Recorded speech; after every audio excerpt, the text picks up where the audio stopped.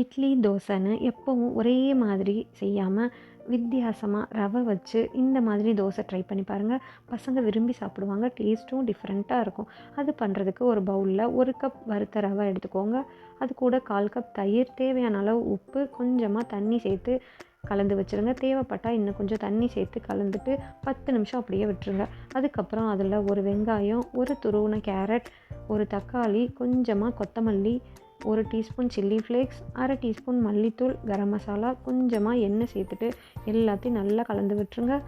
பேனில் பட்டர் அல்லது நெய் சேர்த்துட்டு இந்த ரவை பேட்டரை நல்லா மொந்தமாக ஊற்றிக்கோங்க. ஒரு சைடு நல்லா வெந்ததும் இன்னொரு சைடு திருப்பி விட்டுருங்க. இல்லைன்னா பிஞ்சு வந்துடும். அவ்வளோதான். நல்ல டிஃப்ரெண்ட்டான டேஸ்ட்டான ரவை வச்சு தோசை குயிக்காக ரெடி பண்ணிடலாம்.